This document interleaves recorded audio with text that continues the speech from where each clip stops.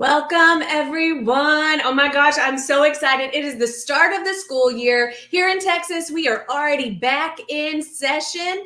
And I know that students are so excited to be back with their teachers. But before we get into the chaos of the school year, I have a very special guest with us today that is going to dive into strategies to make professional learning throughout the school year impactful, important, and significant to your teachers. I have the amazing Jana Lee with me today from Jana Lee Consulting. So Jana, thank you so much for joining me.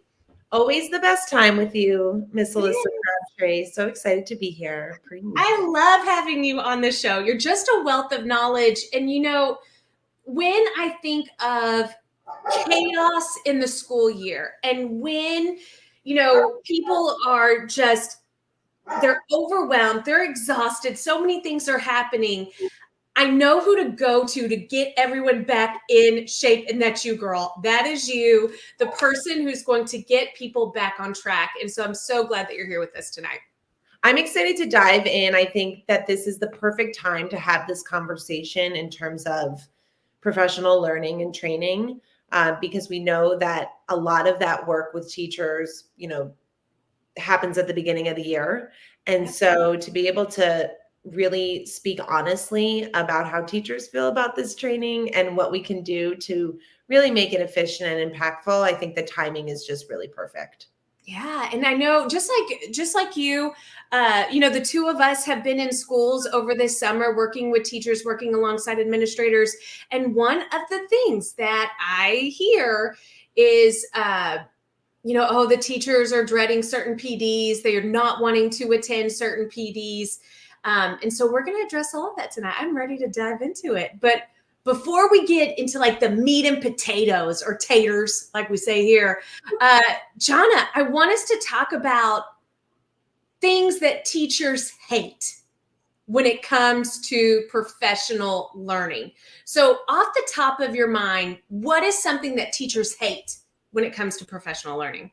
I think there's three things. Number one, not being seen as colleagues or adults in the room. Mm-hmm. Being seen as students, right? And tied along with that is trainees or trainers, I should say, standing and speaking to slides while preaching about how we need to be engaging and, provide differentiation to students. Mm-hmm. So it's like you've got teachers who are being treated like students, and you've got trainers, leader, and I don't mean necessarily, it could be anybody who's standing and delivering information, standing and talking to slides, preaching how to teach students, yet they're doing exactly what we don't want to see. Uh-huh. And the third one would be lack of follow through and follow up. And I think that that's where a lot of educators get into this, we don't really have to take this seriously, or, this is just going to be a one and done, or they roll their eyes and they know that this is just, the next 3 hours, or just got to get through the next 3 hours, and I don't have to pay attention, and I don't really have to take it seriously because we're never going to talk about it again, or maybe we'll talk about it once or twice, or maybe we'll start off really strong, then it'll just like fall to the wayside, right? And so when leaders are presenting information to teachers and there is that lack of follow through already established within the community, it can really impact the climate and culture of that training and the information, how that information resonates with the folks in the room. Yeah, 100%. And I say not too long ago, it's been a while. I did a video on what motivates adults. And one of those things is, one, autonomy. And so having choice. You mentioned about engagement, about it being relevant to a teacher's needs. It's being, I'm not just talking to you like you're a student. It's not a one size fits all. It's based on your specific need. And then having it to be ongoing. It needs to be ongoing. Professional development is not just one and done. I do believe that any sort of training or PD that is worthy of a leader's time and a teacher and their teacher's time signals that follow through is not only necessary, but should become part of the structure within trainings and professional development, just embedded in the fabric of what that looks like on an ongoing basis. Yeah. So as a leader, how have you set up the follow through for your teachers, and have you shared that with them? And when I say follow through, I mean progress monitoring. I don't just mean checking in to make sure teachers are doing it. I mean, what have you set up to ensure that the training and the results of that training are being carried through in daily teacher practice? And how are you measuring that progress? And how are you in that training sharing how you're going to measure it? So when you're setting up your PD and you're setting up your slides, part of the setup isn't just what am I sharing in this moment, but how am I communicating to my staff what the next steps will be, not just for them leaving the workshop, but for me as a leader to ensure that I'm supporting their growth, tracking their growth, and delivering feedback as it aligns to the training outcomes. Yeah. You know, Jana, my daughter's dance studio, we're all teachers. Like all the people sitting in that waiting room, the majority of us are teachers. And I cannot tell you how many conversations, and we joke about it, we've laughed about it, but we're having conversations about, oh, this PD, like we got to attend this PD. Or I'll be like, hey, what are you doing next week? And they're like, attending some PD. Like, who knows? I'm not going to get. And you know, we laugh, we joke. Of course, we all threw out, I don't know what it is in New Jersey, but we're like, oh, we got to watch bloodborne pathogens for the 15th time. Yes, that's right. What's the bloodborne pathogens? You got it right. That's right. And so we're joking about it, but there's also a sense of reality in it. There's some true feelings there. And I believe that even the communication before the PD is just as important. The purpose, getting people invested, but that comes with relevance.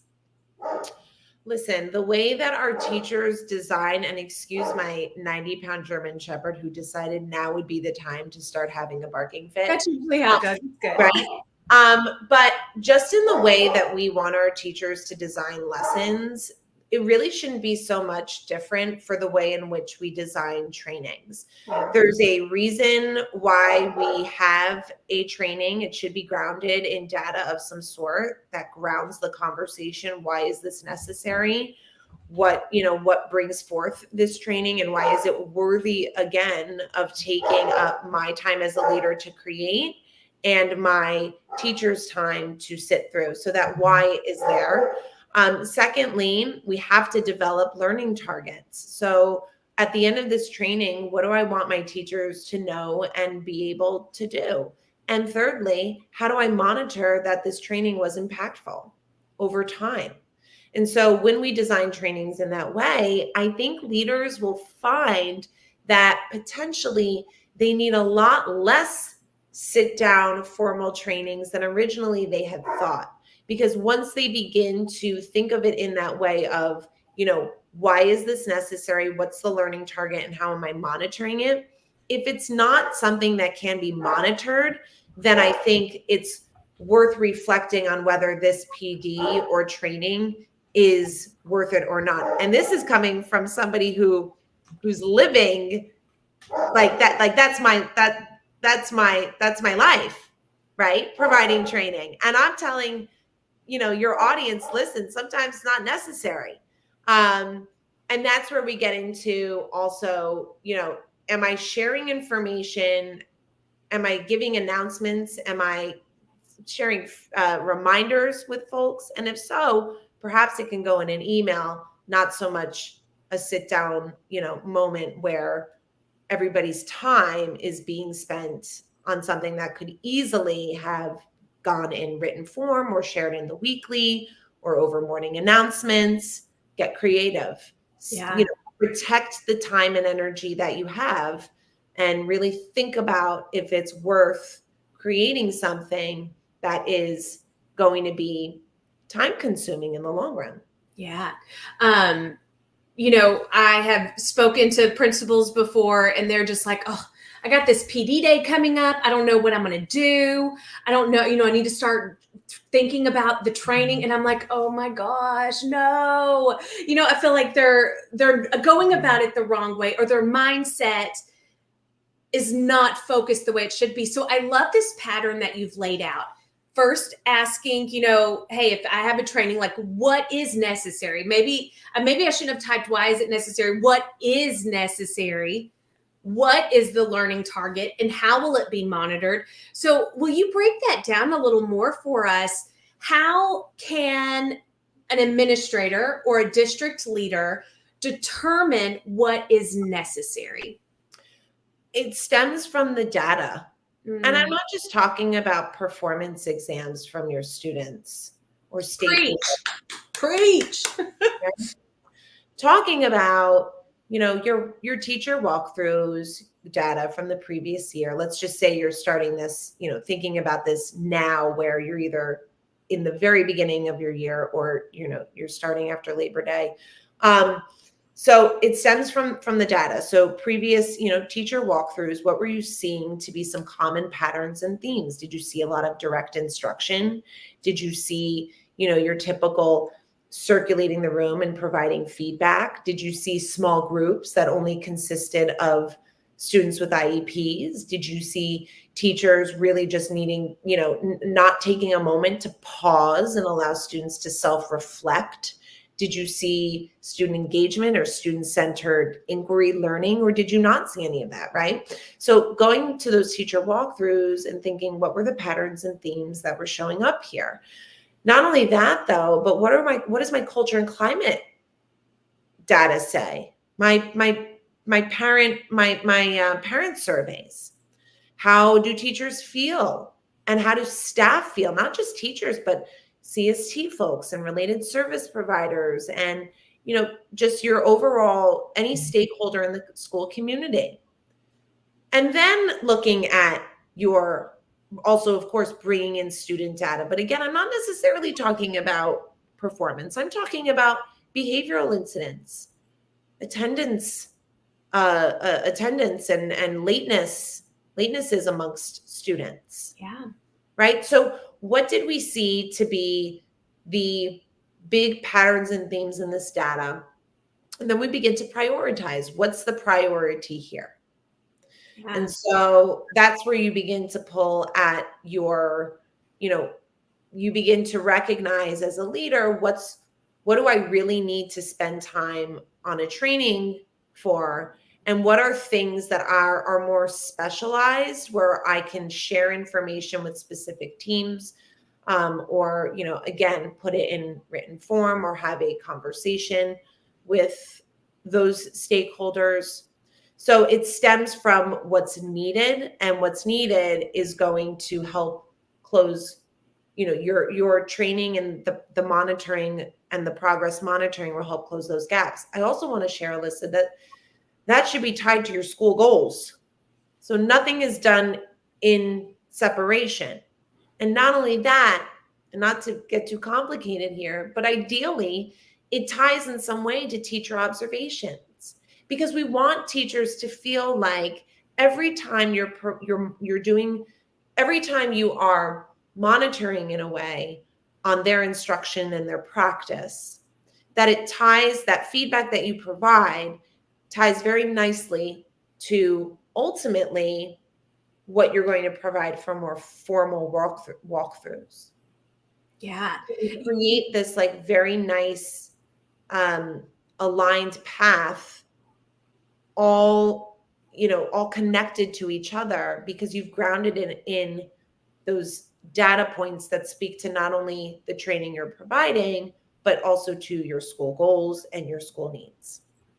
Yeah, you know, one of the things that whenever you were talking about how to determine what is necessary, you know, schools need to start thinking about the specific data that they need to collect.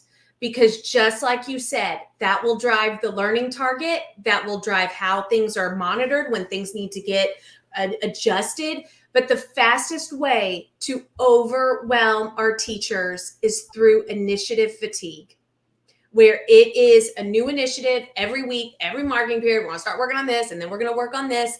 But if you make the main thing, and truly do that, then teachers will see the relevance in the professional learning, the work that's being done, and are more receptive to feedback. Absolutely, because teachers know when a leader is just filling up the time with nonsense. Yeah. Right? We can read that. We can read a room. So that's a time where if there is, information that needs to be shared and it can't, leaders having struggle in where to fit in that information, join up with your admin team and get creative. Can you relieve teachers for a small group for 30 minutes at a specific point in time to relay, announcements or reminders or anything that seems to be pressing that they need to know about, but it's not yet it's not training worthy, right? And that's where we get into the difference between communication with teachers and leaders. And I think that teachers really respect a leader who respects their time. And it doesn't mean that, the respecting time goes both ways. A teacher has to respect the time of a leader, and a leader has to respect the time of a teacher. And when everybody's time is seen as important and scarce, because it is, then we start to rethink where our priorities really lie.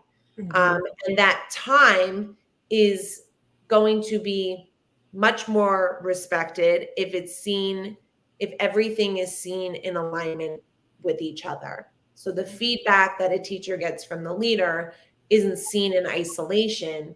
There's a very clear tie to how it improves their practice, how it ties into a training that they just had, and ultimately, when it comes to formal observations, the role that will play. But the leader has to know that ahead of time in order to make the most of it all. Absolutely. So let's talk about developing the learning target. Like, we have this data, we see where the issues are, we, might have prioritized them, we put them in order, we know where we want to start. What is the best way to go about developing a learning target that will ensure investment from all stakeholders? I think it's starting with the end. So at the end of this year, what are you hoping to see amongst all stakeholders? And that's going to look fairly different depending on the roles and responsibilities of those stakeholders. So let's just say, you see that there's a need to increase student engagement during class. Okay. Mm-hmm. That learning target for a teacher is going to look different than perhaps your, related services or CST folks, your school psychologist, your LDTC or your counselor. Everybody plays a role in student engagement, but we need to think about what is the role that I want to see from this stakeholder versus how I want this to look for this, special education teacher or my general education teacher. And so the definition of what that looks like for each is a really great place to start.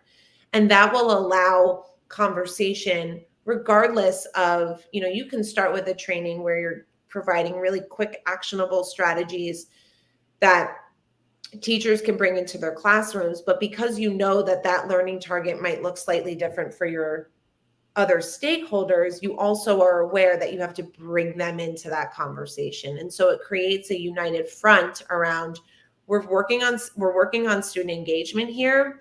This is the strategy that a teacher can bring into their classroom right away. And the school psychologist, I want you to know that this strategy is happening so that when it's time for that one-on-one or that 45-minute counseling session with that one student one time a week, you know what we are doing in the classroom. And it begins to draw a very clear, united front around best practices with the gap or in student engagement, for example. Absolutely, because it's not a one size fits all. Everyone has a different, I guess, need or an area of growth when it comes to a specific target. But what I heard you say, so please correct me if I'm wrong, when you have your entire staff, you have this overarching goal of we are focusing on student engagement this year. 100% of students will be engaged by attendance, behavior, and learning, like academically. Now we're going to divide it into very specific, I'm going to call them genres. Maybe that's not the correct word, but like my counseling team's going to have a certain way, my SPED team, my EB team, like everyone will, heck, maybe even the brand new teacher, it's going to look different for them. And so they are able to have relevance in their learning and differentiation. Absolutely, because student engagement is going to look different for everybody. But that's why you have to have learning targets so that you are aware of, if this is what I want to see by the end, then the trainings that I provide, I want to have these learning targets embedded throughout as they relate to each of those stakeholders. And it really should build, when I'm working with a district, and whether it's building out their professional learning communities or building a scope and sequence for their PD, we always start at the end. Like, what is the last training or meeting look like? What's the second to last training or meeting look like? And then we go to the beginning. Wow. Because now we know that if this is where we need to go, and this is, what comes right before that, how do we start to flesh that out in the beginning? What are the learning targets that we have? And so ideally, those learning targets, I want to call them flexible. Because if you are truly monitoring the growth of your teachers as it relates to whatever it is you're focusing on, then those learning targets are going to be modified or changed, or you might need to pivot based on what you're seeing. So if you see common themes in student engagement, like, students are being asked to turn and talk, but they're not remaining on topic. They're not remaining, they're not talking about the question. They're just using it as an opportunity to, talk with a friend. And that's a common pattern that you're seeing across the board. Then part of your next training with teachers should focus on how do we ensure that conversations are focused when students are having them amongst each other. Yeah. So my question then for you next, when you're talking to school leaders, district leaders, whomever the leader is, how involved are the teachers in creating these learning targets initially? So I think it goes back to the why. Leaders should always share out, why are we doing this? What's the data that backs up the need for this training? And here are our learning targets for the training. I do think that it is a leader's responsibility to create those learning targets. However, we need to also ensure that teacher voice is involved along the way. It goes back to progress monitoring. So progress monitoring doesn't just mean I'm collecting data on how teacher progression in a specific strategy or skill. It also means I'm hearing my teachers in what they need more or less of. So if teachers are sharing that they're struggling in something, then they become part of the learning chart. Like their voice becomes part of what we develop as learning targets for the work.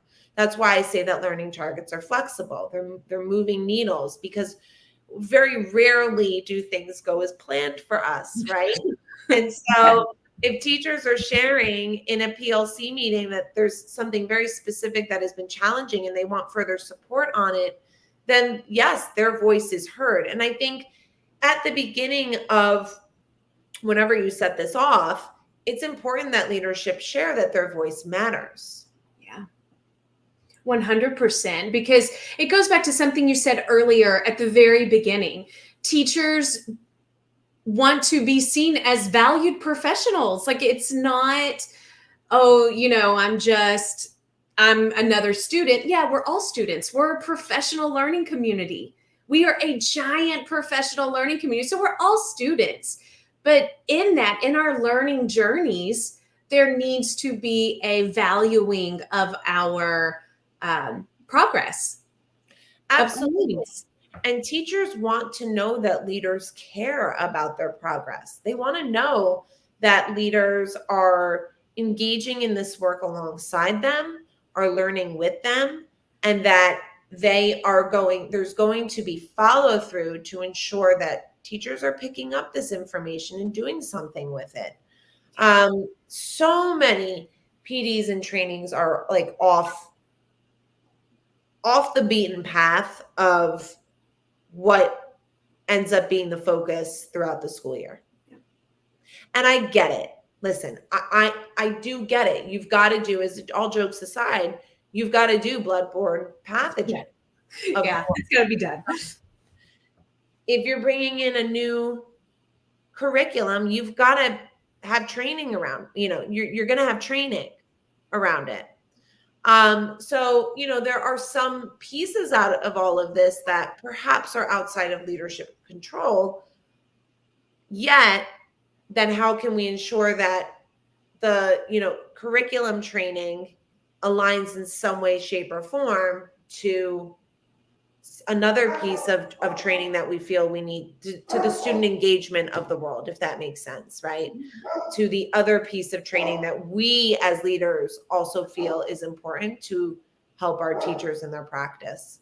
Yeah, I mean, it's going to reduce the leaders' overwhelm of, oh, crap, I have a PD day in 2 weeks. What am I going to do?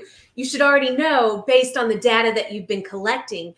But on the other end, your teachers aren't going to be as frustrated with you, which will strengthen your campus culture and the dynamics that you have. You also want to be mindful of the time of year where these things are happening, right? Mm-hmm. So we know that in the beginning, we want to be building relationships with teachers.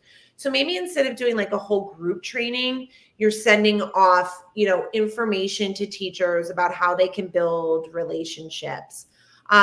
In October, we are, still building relationships, but maybe we're really getting into our culture and climate as a classroom, as a school. So how are we taking the relationship building that we're doing with our students and ensuring that it's having a positive impact and creating a safe space for everybody now that everyone's getting to know each other a little bit better, right?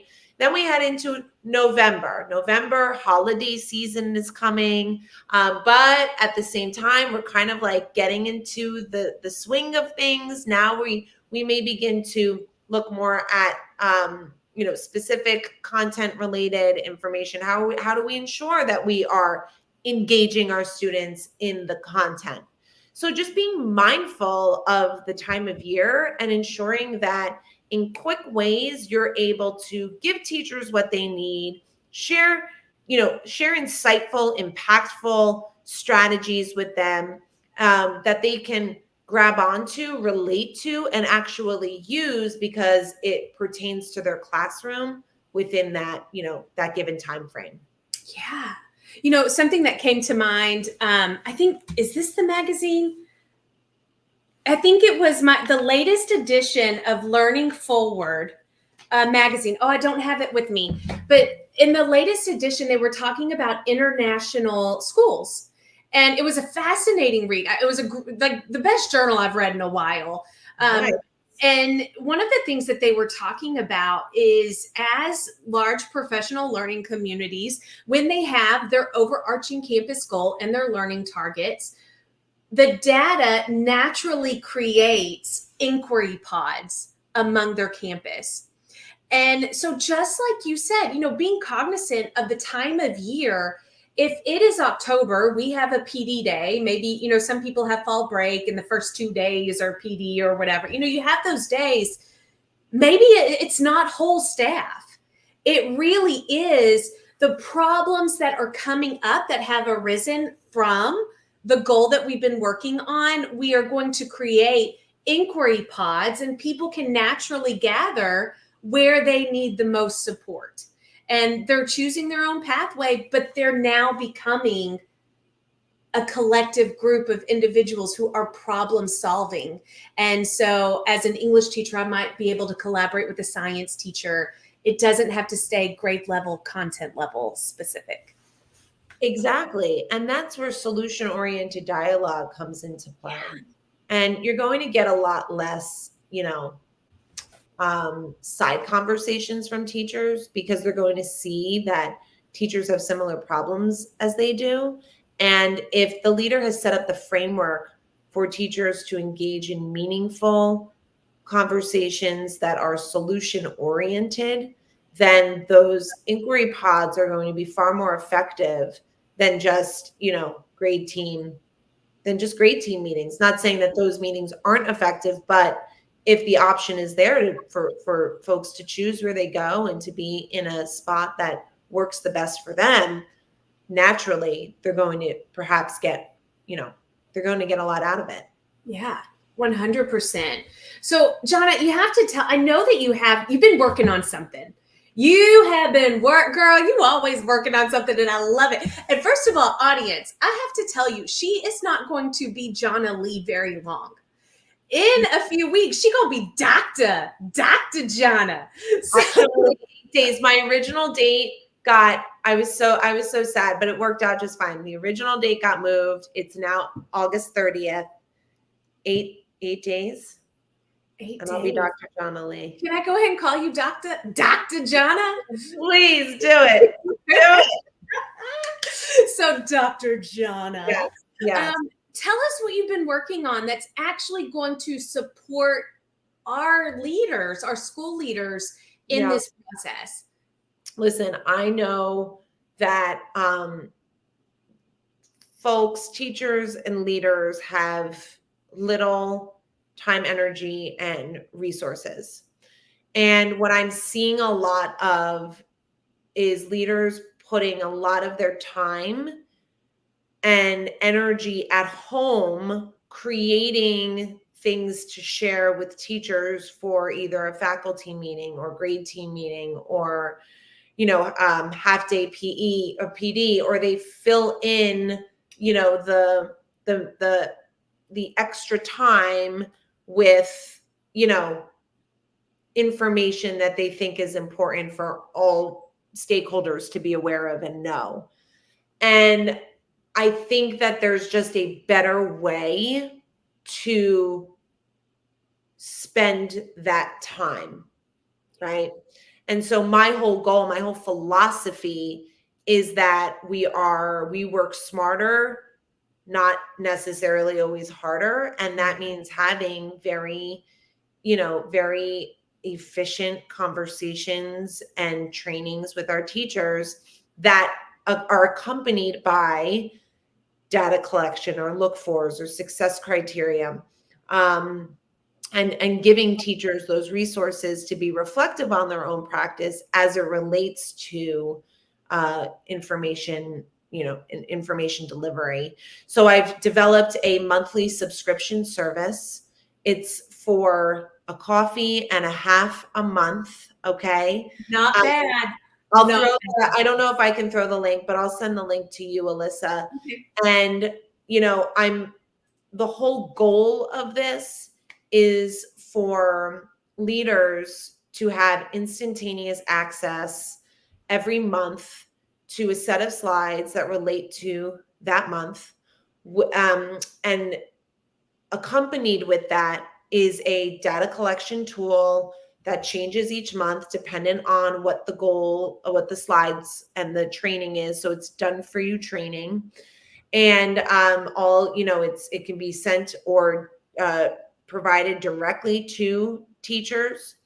And it's accompanied with a resource, that data collection tool, and then an additional 1 or 2 resources that will allow teachers to best reflect and bring these strategies to their classrooms. It's hosted on Google Classroom. I think many folks are used to Facebook, but I think it's time that we move out of that and start to utilize a community platform that educators can actually access during school and bring into their school drives. So there's a sense of community here, and ultimately the goal is for everybody to help make their lives a little bit easier in a low cost manner, because education doesn't need to cost as much as it does to gain access to the resources and tools that we need to thrive. Oh, I love that, Jana. So, I mean, let's emphasize this for a second. Sure. Everyone, leaders, look at this. She's going to provide data collection tools. How many hours do we spend creating data collection tools? I mean, even just choosing a template, if you're like me. Yeah. Like, it's done for you template, a done for you training every month. That's one less thing off your plate that you can use. And then this is where the golden part, resources for reflection and implementation of those trainings, of those strategies. Like, to me, I'm looking at this and I'm like, that's got to be worth like $20,000 right there. And it's worth a cup of coffee. Yeah. So, I mean, Jana, this is amazing. Tell me, what brought this about? You said that, that it shouldn't cost this much money to get access. Why else? What else did you notice? Part of my mission with Jana Lee Consulting is to impact as many schools and students as possible. Mm. And so there's many ways that networks and districts can partner with me. And one of them being through this service that, I think is beneficial and impactful. And I'm very proud of it. And, I hope that it has the opportunity to impact and really just play a role in school communities for the better, the way I hope, my vision and my mission for what I do. That's one of the reasons I love you, Jana, and I love having you on the show, because you're in it for the right reasons. And, you're not only impacting teachers and students, but you're impacting the administrators, because keyword, done for you. Administrators are so busy, and this is a resource that is done for them, which will save them a lot of time, which can get them in the classrooms more, which is good. Exactly. And it's on that Google Classroom, so it's easily accessible at any point in the day. You can download it. You'll receive emails about it. You get your email twice a month. You get one in the beginning with all of your information, and then there's a check-in and follow up mid-month. It's, wanting to build a community around this where everyone is, just has one little less thing on their plate and a plethora of resources available to them at any point. Yeah. So if you're joining us live tonight, if you are wanting access to this, just type me in the chat. We'll make sure Jana sends you that link. But then if you're watching the replay, just send me a DM and I'll send you the link. I'm also going to put the link in the show notes. But Jana, can they access it on your website? Can they get to it? Website, always to partner with me on my website as well. They can head there. It'll go in the chat. It's on my social media. It's easily accessible. And your website, is it janaleeconsulting.com? Yes, it sure is. I knew it, girl. I knew it. I'm just going to put it right here. So you can access it at janaleeconsulting.com. Go get it. And I'm also going to put it on the show notes. But thank you, Jana, so much for joining me tonight. really just always the best time with you. This was awesome. Oh, yay. Well, I hope you have a fabulous school. Your New Jersey schools haven't started yet, have they?